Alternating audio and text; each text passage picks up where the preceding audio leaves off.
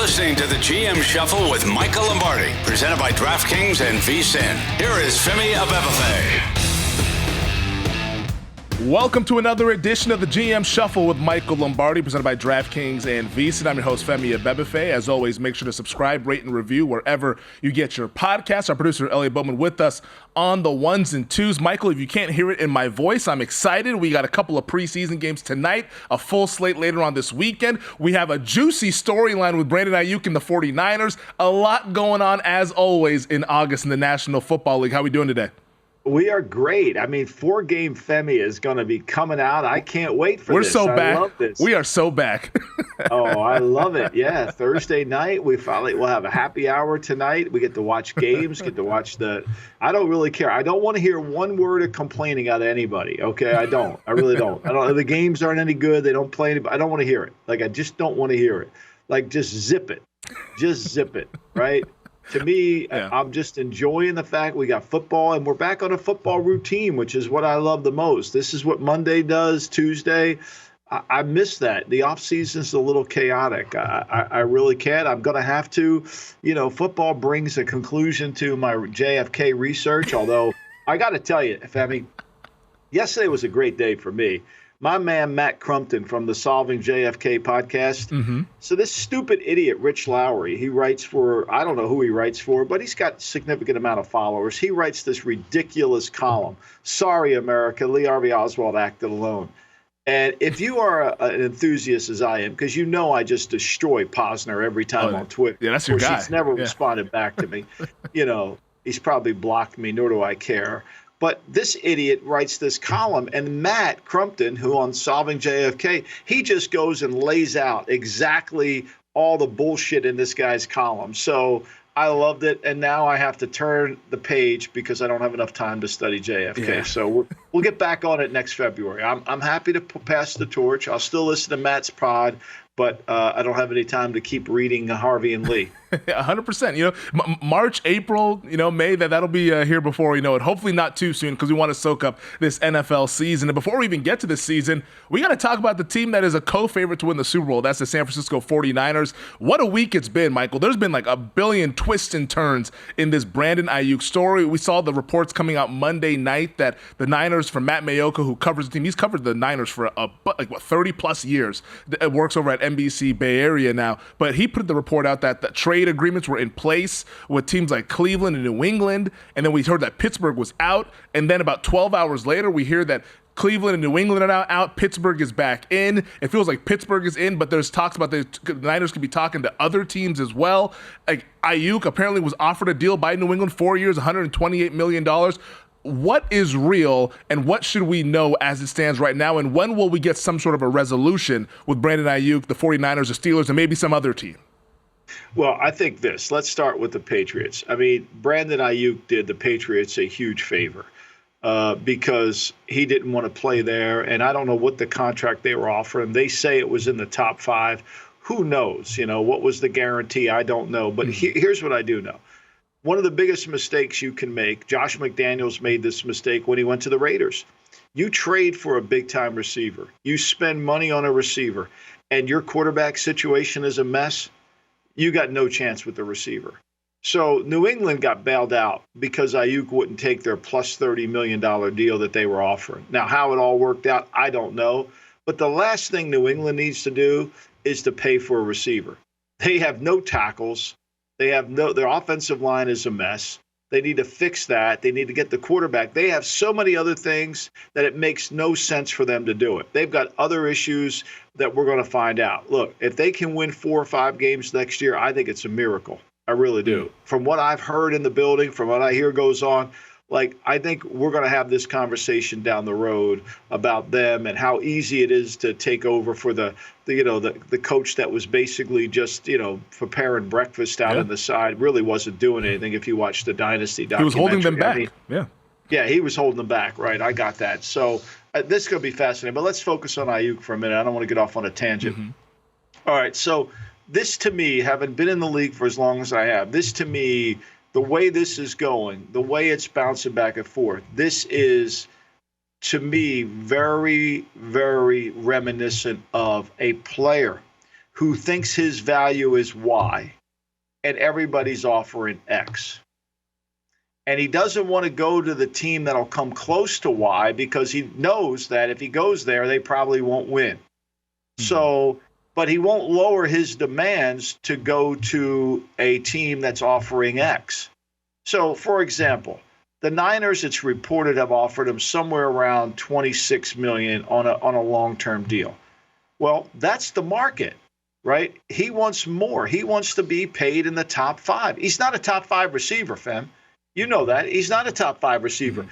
And for all these people that want to say the Niners are blowing it, and again, I understand my son works there. I get that. But I would be saying this whether he works there or not. Once you start to pay more for a good player, when you overpay for a good player, Aiyuk's a good player. Is he an elite player? No. Is he a top 5 player? No. Do defensive coordinators sit there on Tuesday and Wednesday night in their office and say, how are we going to play? What are we going to do with Aiyuk? How do we stop him? What do we do? No, nobody's doing that, okay? They think their corner can cover them. They're going to go that way. Does he deserve to get paid in this range? Absolutely. But let's not put him into this elite status. I mean, they're talking San Francisco with their writers are saying this is really on the Niners for blowing it. No, it's not. This is a testament to the Niners' discipline in their cap. They know his value. They're not paying more than his value. Will it hurt their team? Maybe this year. It won't hurt it next year. But if some team is stupid enough to pay him over $30 million and not get out of it, then that's on them, not the 49ers. So to me, this is about Aiyuk thinking he's better than he really is. I think that's ultimately what it is. And again, I'm not saying this as a knock to Brandon Aiyuk. I'm saying this as an evaluation. He is not, I'm going to repeat this. He is not a top 5 receiver in the league. He's just not. He's had 2 years over 1,000 yards. DJ Moore's had 4 years over 1,000 yards. He got 27.4. Now, let me ask you, Femi, when you 4-game study these games, would you trade DJ Moore for Brandon Aiyuk? I think you're splitting hairs with the two of them. So if you're going to give me the DJ Moore contract versus having to pay Aiyuk $30 million, I'll just keep the DJ Moore contract. All right, let me ask you this one. How about Nico Collins? What would you pay Nico Collins? Who would you rather have, Nico Collins at 24.2 or Brandon Aiyuk at 35? Oh, yeah. I mean, it's not even close. It's not even close, yeah. Even Ayuk's a better player, but it's not close when you factor in the contract. It's not close. Well, but I'm not sure he's a better player. Nico Collins get down the field on you now. Nico Collins is exactly what the 49ers need. They need an outside receiver to take the top off the defense. Like, all right, like, tell me. Like, I don't know. Like, but okay. We did say, though, and I'll say this, is that Aiyuk and his value to the Niners, that he is the one guy that can beat that man coverage. Like, Debo's not a traditional receiver. They have guys that are there that are really good players, but they're not guys that are going to beat man coverage. Aiyuk was able to do that for them. I mean, this is almost 18 yards per catch last season. Like, he was second-team All-Pro. He was coming off a really good season. I'm not arguing that at all. And they should pay him more than they paid Debo. He's at $23.8 million. They should, and they have offered him that. I'm not arguing that. Mm-hmm. What I'm arguing is once you let this creep in, and this, I think, to me, anybody who's in college who listens to our podcast, I think this is an important, this story is important for you too, okay? Because this is all about cap management. Yep. This is about cap management. It's not about Aiyuk and the contract. It's about cap management. It's about value, right? So whether you're in NIL or you're in the NFL, this is all about you have to put a dollar sign on the muscle. I know we got to go to break, so I'll finish this when we come back. We still got 3 minutes left. You can go ahead and get after it. Oh, I looked at my board up there. I thought we had 19 seconds left. No, that's a different clock. I have the wrong board. Okay, so thank you, Femi. Anyway, so what you have to do is put a value on the position. So if you're in NIL and they give you $15 million, right, you got to say we're allocating X amount to the quarterback. We're going to allocate X amount to the running backs. We're going to allocate X amount to the offensive line, X account. And once you've used up that amount, you can't start robbing Peter to pay Paul, or else your team management gets all screwed up and your team building. You look lopsided. You look like the Raiders. Oh, we got Devontae Adams, a great receiver, but we can't block anybody. Well, we put too much money. Wait a minute. We got this wrong. It's what happened to all of us when the cap came into play in the early 90s. We didn't have a cap, so you were just paying your good players. Mm-hmm. Who was a good player? You wanted to keep them. So, in Cleveland, we have Mike Johnson, who's a really good inside linebacker, but his value wasn't worth it. So we got this, our cap's imbalanced. And we learned from is you've got to say no. Saying no is a good thing. Like, look, okay, you want X? Good. Let somebody else pay you X. We're going to find another player, maybe not as good, but we're going to use the money on the positions that matter towards winning the most. So they've got Debo at 23.8. Do they want Aiyuk? Yeah, I think their whole plan all along was to sign Aiyuk to a long-term deal and cut Debo next year where he's got $17 million not guaranteed. Or trade him, right? But they can't. And the biggest stall is they can't get Aiyuk to agree where he should fit on the scale. Cooper Kupp makes 26.7. Now, Cooper Kupp's on the downside of where he is. Yeah. So you say, but Cooper Kupp's had a better career than Brandon Aiyuk. Yeah. DK Metcalf's at 24. Yeah. And what's interesting to me, though, is that with the Aiyuk conversation, like I'm sure is looking at this thing saying, hey, look at all these receivers that got paid this year. I had better seasons. I might not be a better player, but I had better seasons than what these guys had. It's the problem with the Hall of Fame. Tony Baselli's had Hall of Fame years. Did he have a Hall of Fame 9-year career? I would argue that he didn't. I think offensive linemen have longer careers. Terrell Davis had Hall of Fame seasons, but only 7 years. But then they turn around and say, well, Sterling Sharp didn't play long enough. That's because they have no criteria for the positions. It's the same thing. If you don't have a criteria, you can't win. You can't really function. And so you've got to find a way to develop this. And you have to have strict beliefs in what you're doing. Look, the Eagles paid A.J. Brown $32. He's a top 5 receiver in the league. I get that. All right. They paid Barkley a lot of money. Well, they're paying these guys a lot of money because their quarterback is 7% of the cap. Well, as you say, the Detroit Lions, they paid Amon-Ra St. Brown 4 years, $120. So that averages out to about $30 million a year after paying Jared Goff. I think we could have that conversation on the other side. I also want to ask you about what's actually going on with the Niners and these other teams. Do they have trade agreements in place? And are we just waiting for Aiyuk to decide if he wants to sign a contract or not? We'll get it started. We're rolling along here on the GM Shuffle.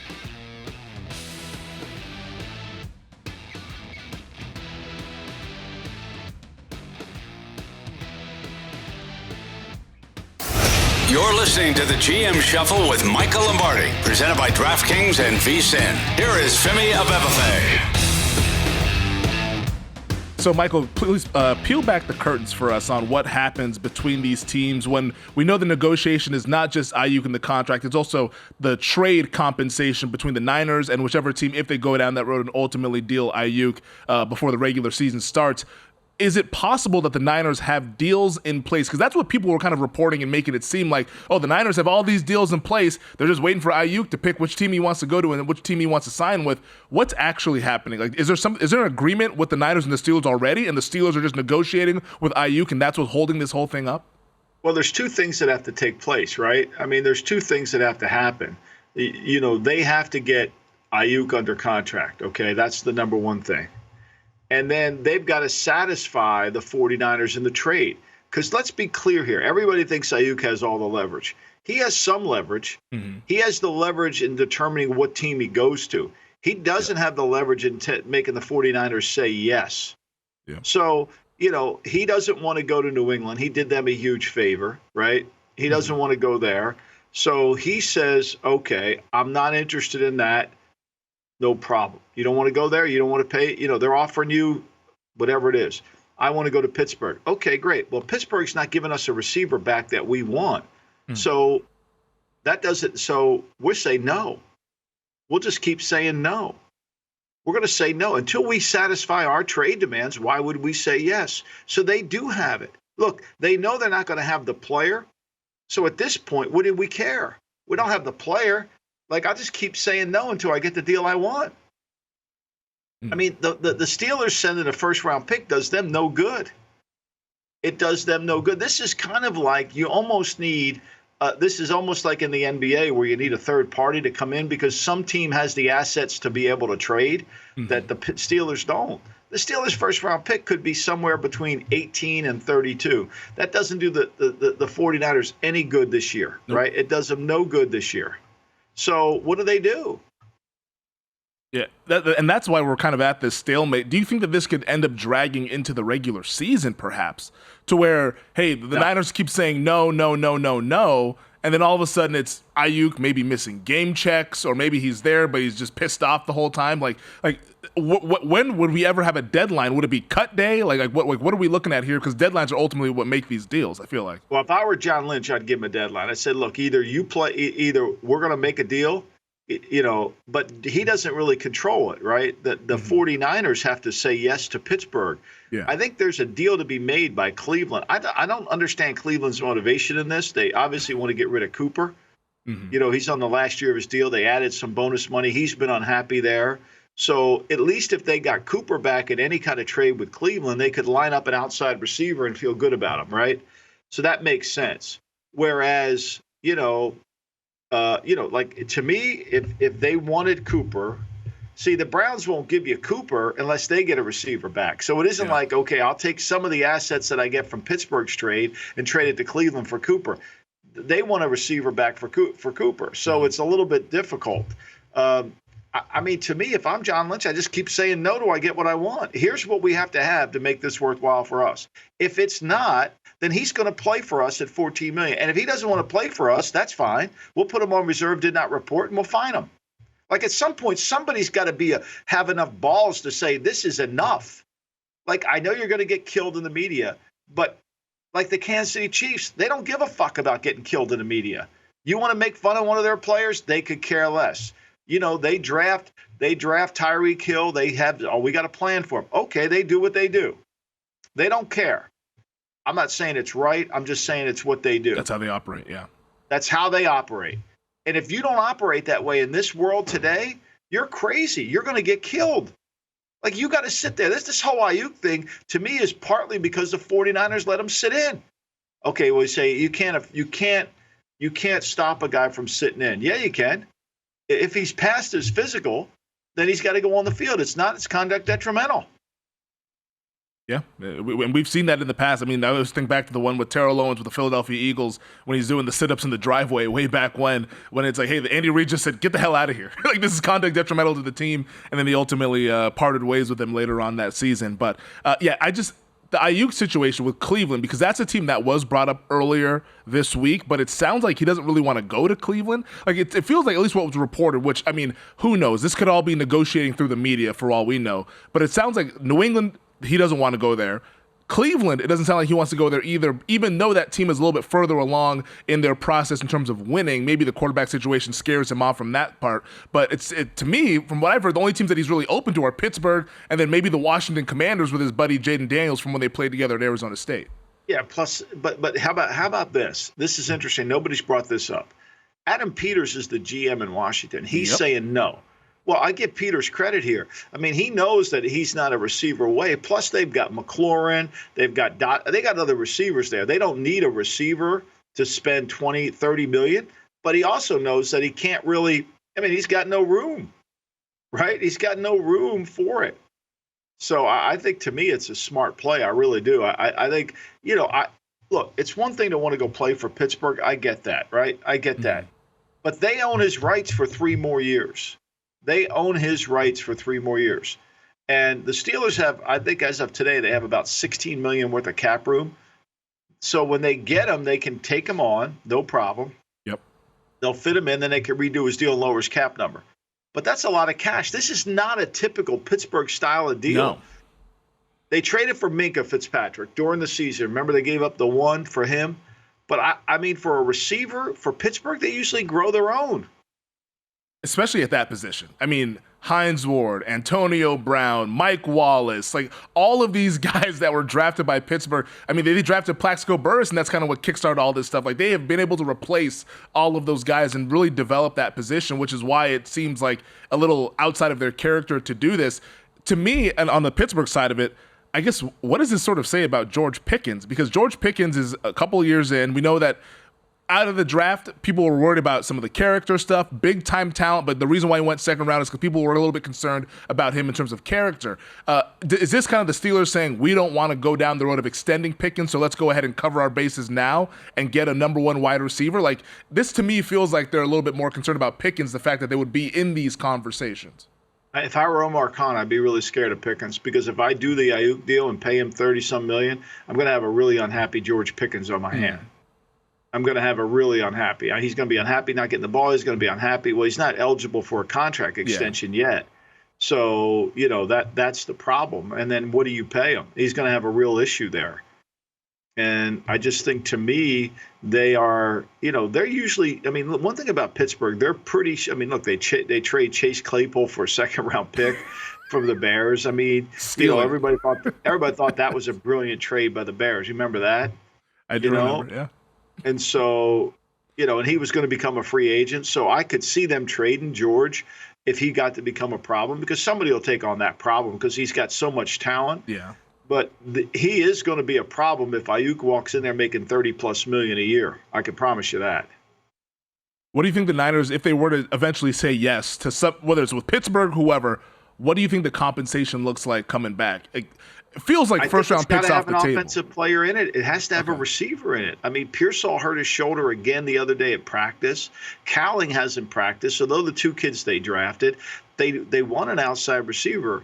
I think, to me, that would be the issue. Now, I think they got to get something back that can help their whole development and blueprint of their team this year was, if we can keep the nucleus of these skill players together, they got to get Trent Williams back camp, which I'm sure they will, and try to improve our offensive line a little bit. We're going to be good, but we need that outside receiver. You just don't dismiss it. As much as I say that Aiyuk is a replaceable player, which he is, he's very difficult to replace in August.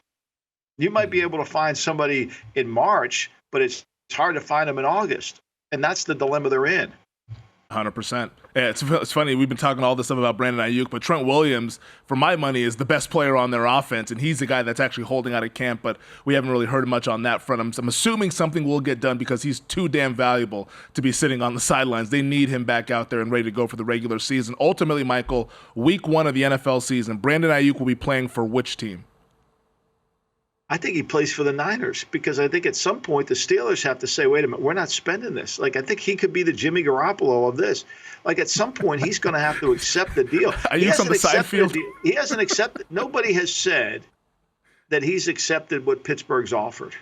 Like, I think he has an opinion of his ability far outweighs the market value.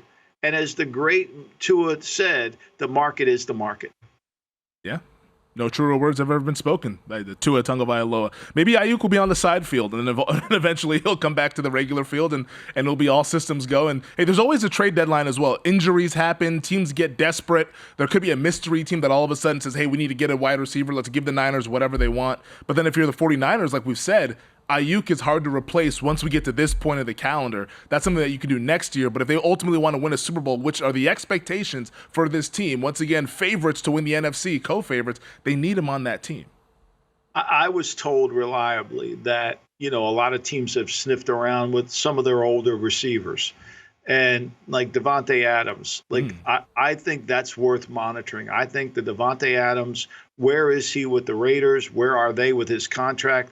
Now, would you trade Devontae Adams for Aiyuk? I don't think that would happen in a million years. I think Kyle Shanahan's way too smart for that. I think he watches the same tape I watch. So I don't see that. But I think, to me, that's the next receiver that's not now. He's not with the team because his wife's delivering their third child right now. But to me, there's more of a lot of things that are blossoming there than meets the eye. We'll see. We'll see. He's not the same player he once was as he moves forward.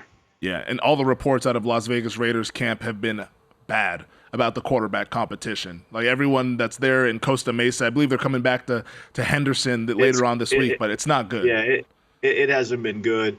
They got a hard time blocking. They got no quarterback play. This is a problem that if you're Tom Telesco, you should get away from it. And I'm not saying the Jets are there, because Hassan Riddick's collecting debt up to over $1 million. Hassan Riddick might be able to pay for the trade anyway, because he's so stupid. He's sitting out of camp. But I think to me, that's worth monitoring. I think what Aaron Rodgers said in Lake Tahoe is really still worth monitoring. Yeah, I mean, JETS is always out there, and if they feel like this is their year to go all in, Super Bowl aspirations, we know Joe Douglas and Robert Saleh, their jobs are on the line this season. They have to win. Maybe Devontae Adams can be a piece that puts them over the top and to pair him up with Garrett Wilson in that passing game. All right, we still got a lot to get to here on the GM Shuffle. Blue chips, red chips, interesting article on the Philadelphia Eagles. We'll hit it next here on DraftKings.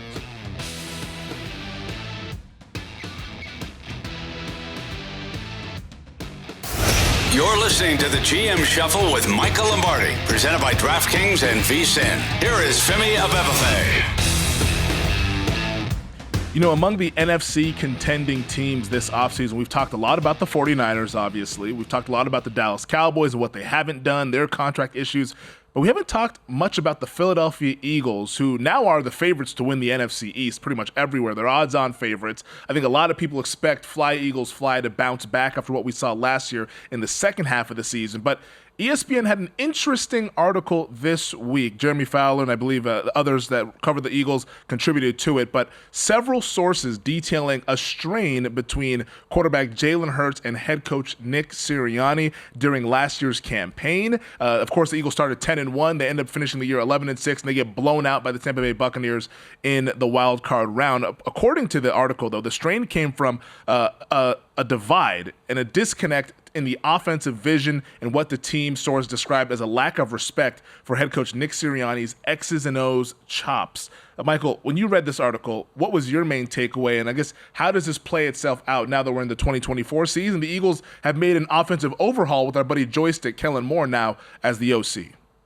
Well, I think there's a lot of smoke here and there's a lot of truth here. I think there is fire. I think there was a disconnect. I think there was, as part of the article mentions, there was the unhappiness with his aloofness and how he wasn't connected to his teammates and how he didn't seem engaged.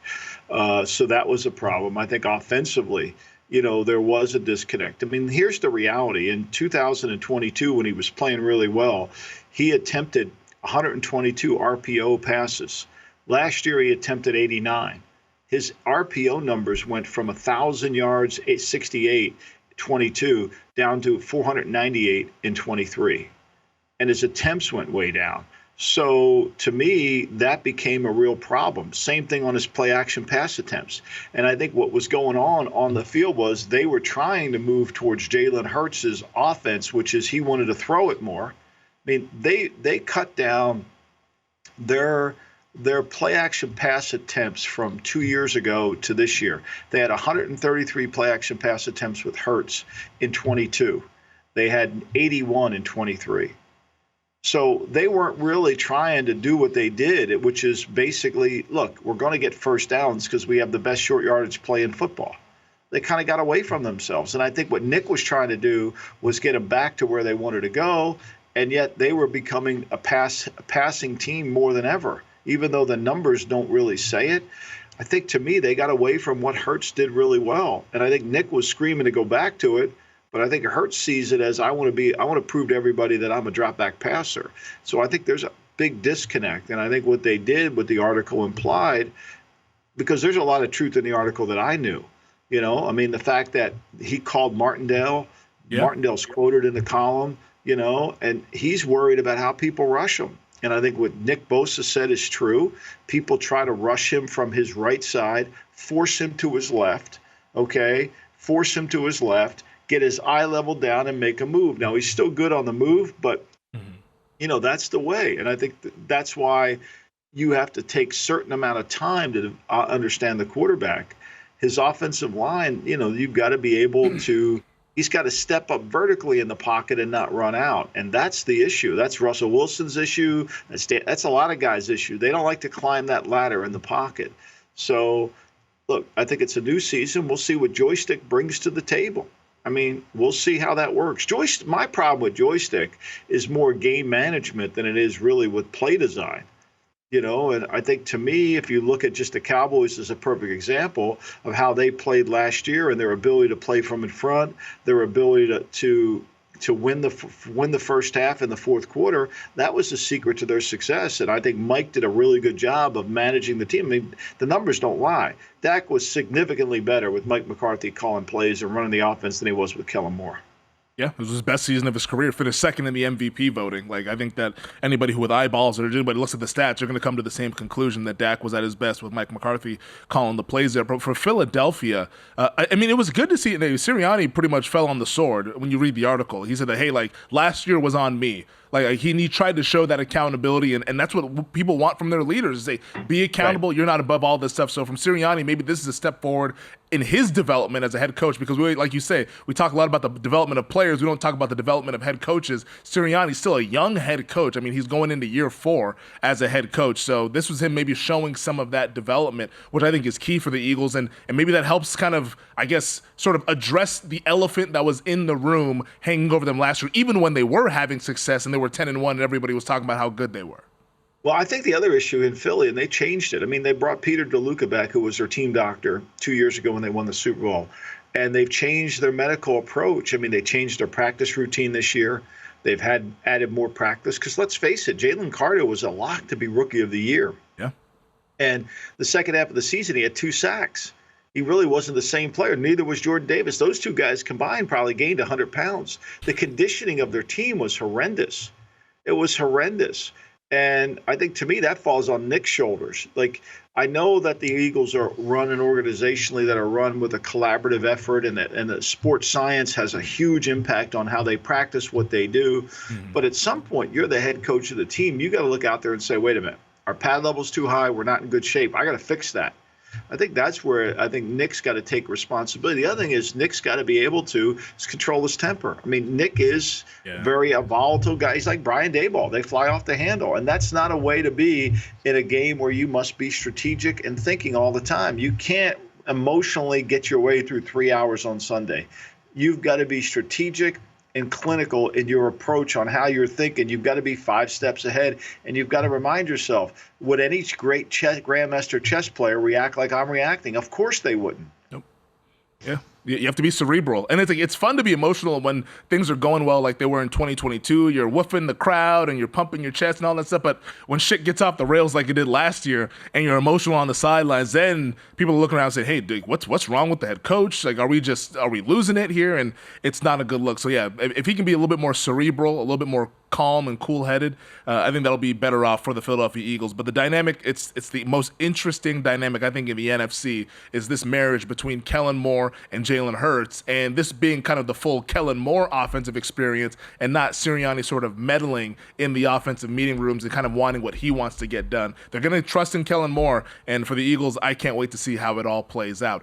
You mentioned it in our first segment about the Kansas City Chiefs. They went ahead and signed Harrison Butker to a 4-year, $25.6 million extension. This makes him the highest paid kicker in the National Football League. Nobody makes bigger kicks than Harrison Butker. Like, he might not be Justin Tucker from a consistency standpoint during the regular time, but clutch kicks, I don't think I've ever seen this guy miss one, whether it's in AFC title games or AFC divisional rounds. He's been nails for the Kansas City Chiefs, and they rewarded him as such.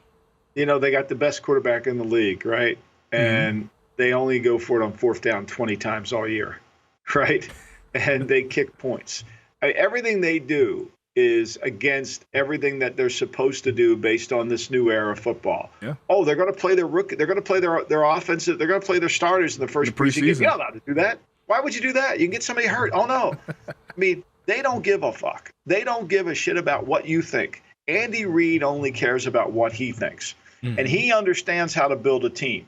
And he understands that, you know, when he has a field goal kicker that only missed 2 kicks all year, where Tyler Bass missed 2 inside of 40, Tyler Bass missed 2 outside of 50, he missed 1 inside of 30. He knows that he's got a guy that just missed 2 kicks all year, and those kicks were inside the 30. Yep. That he's not giving away points. I mean, I think he regrets it. Remember when they went for it on 4th down in the Bengal game and it came back and bite him in the ass and they lost that game in the conference championship game? I mean, everybody's zigging and he's zagging. And this is what I love the most about it, because I think what you have to understand here is that what he cares most about is the fact that his ability is, again, you know, he wants to be able to do what he thinks is in the best interest of his team.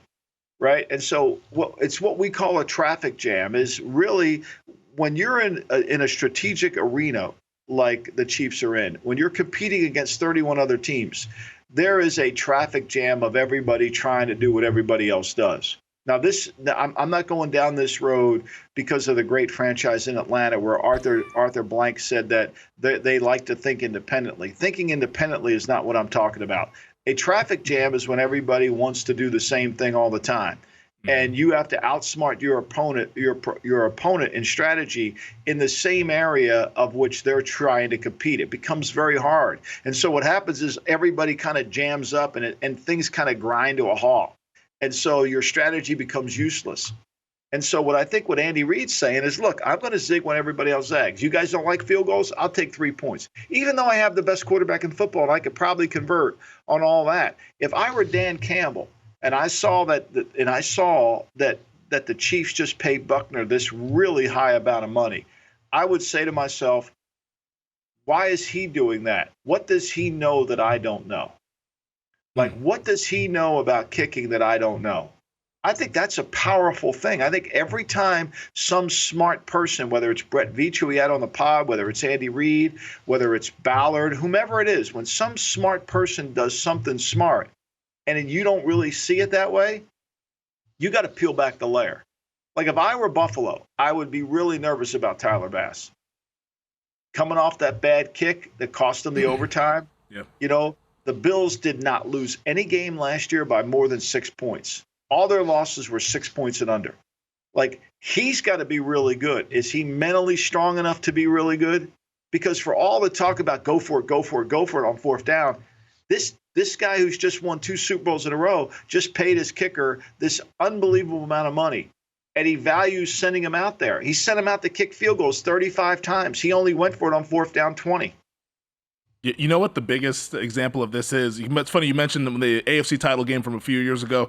They decided to go for it on that fourth down right before the half. They miss it. That totally flipped the momentum of the game. Bengals end up storming back and ultimately going to the Super Bowl in a pretty big upset. Last year, when they played the Cincinnati Bengals, they scored a touchdown in the first quarter. Isaiah Pacheco, 8-yard reception from Patrick Mahomes. After that, 54-yard field goal, 43-yard field goal, 27-yard field goal, 24-yard field goal, 48-yard field goal, 46-yard field goal. They literally just kicked field goals the rest of the game. They beat the Bengals 25-17. And I think in a lot of those spots, you would get some of the people that are like, hey, go for it. It's like, why would you make a one-score game a one-score game? Why would you do that and stuff like that? They just stayed the course, and they ultimately won 25-17, just kicking field goals after scoring a touchdown. It really is remarkable. Bucker was because the value of the game is still about who has the most points. Like, we've lost that. Look, I get the concept in basketball: shoot threes, three or more than 2. Yeah. I get that. I know 3 is less than 7, but if 3 is better than 0, right? 3 is, and when you have a kicker who you know you're going to get 3 out of. I mean, the guy was 5 for 5 outside of 50 last year. 5 for 5 outside of fit, made every extra point. He deserves the money, and they don't care what you think about what he feels like off the field. They don't care. They defended him. Is there a better organization in terms of being able to bury a story? They said, hey, he's entitled to his opinion.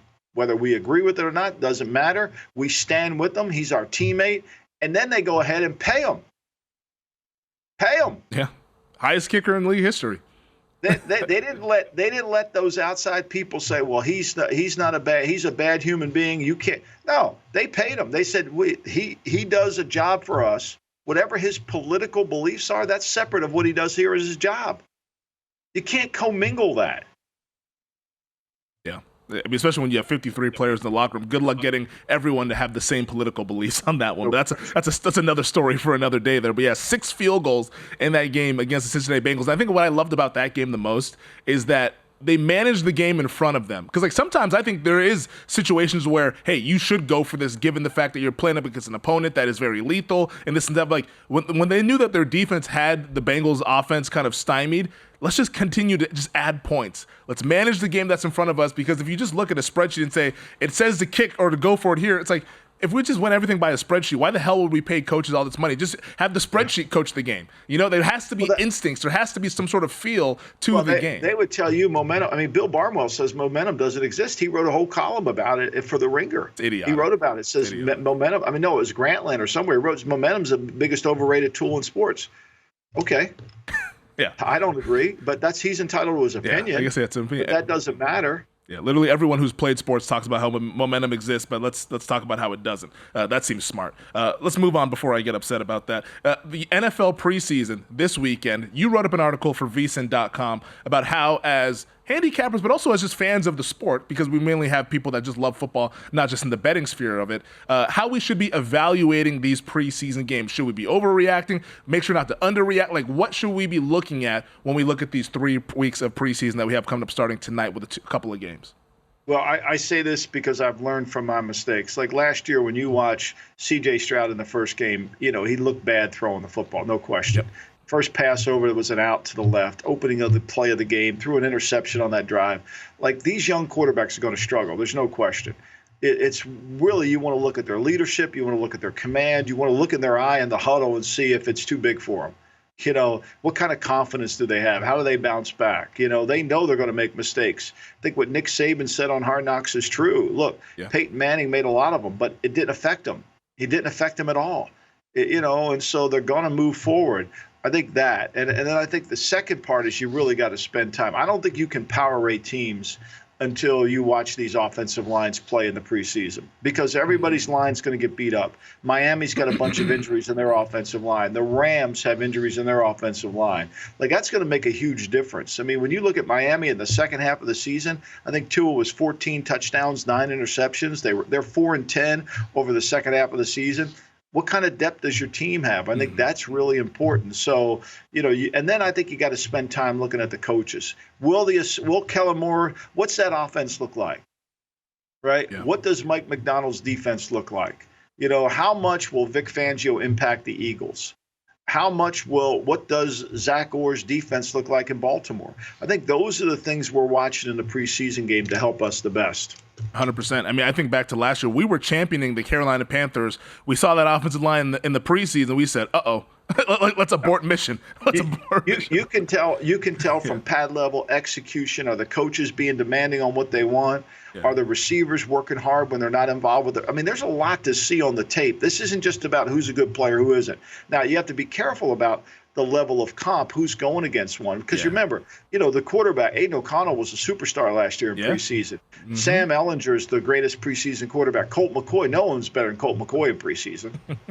Yeah, Kenny Pickett was lighting up the preseason as well, and now he's competing for QB2 with Tanner McKee in Philadelphia. I mean, imagine how that has changed just 1 year from now.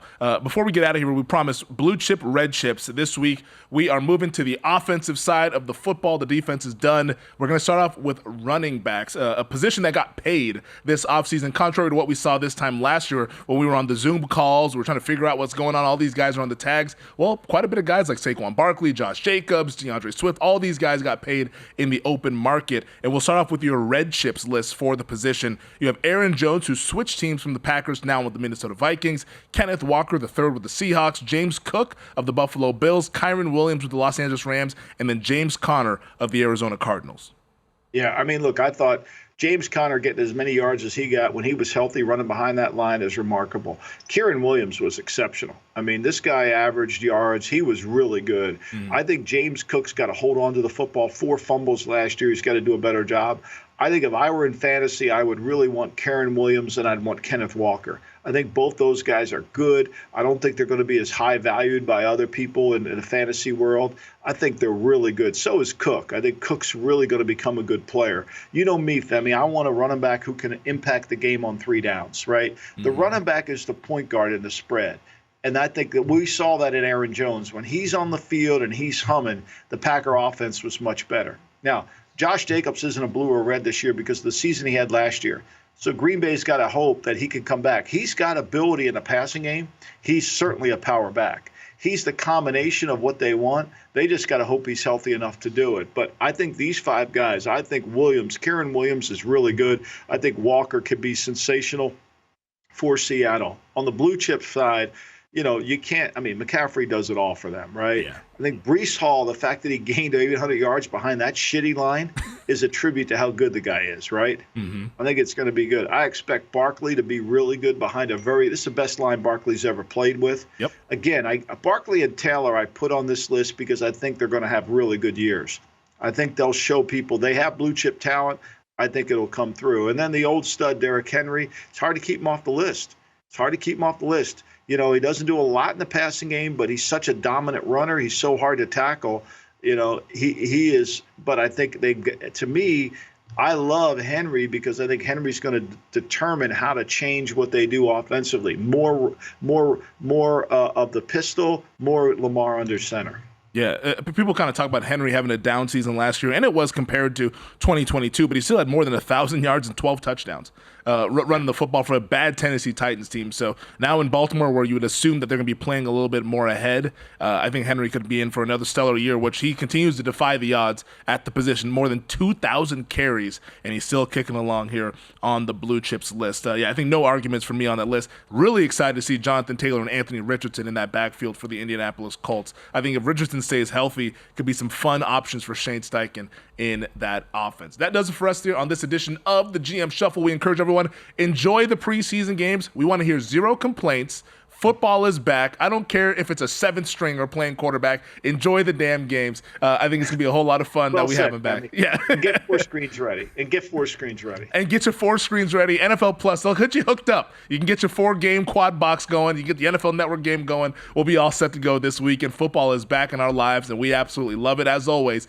make sure you subscribe, rate, and review wherever you get your podcasts. The YouTube audience, continue to like and comment on those pages. We really, really do appreciate all of the feedback. Thank you to our producer, Elliot Bowman, with us on the ones and twos. This has been the GM Shuffle presented by Smirnoff. Of course, if you want to go ahead and hang out with Smirnoff, we do game days. Please drink responsibly. The Smirnoff Company, Smirnoff. New York. Who doesn't love Smirnoff, Femi? Come on. Who doesn't? Who doesn't love? Thank you, Smirnoff, for supporting us. We'll toast you on the beach for sure. 100%. Maybe we'll do a little vodka and ginger ale this weekend. Who knows? We'll see what happens. Vodka and the lemon. What I do with it is the vodka and the lemon flavored Pellegrino. Outstanding. Can't beat it. I'll have to try that. Michael, I'll see you later. Enjoy the games this weekend, man. Thanks, Femi.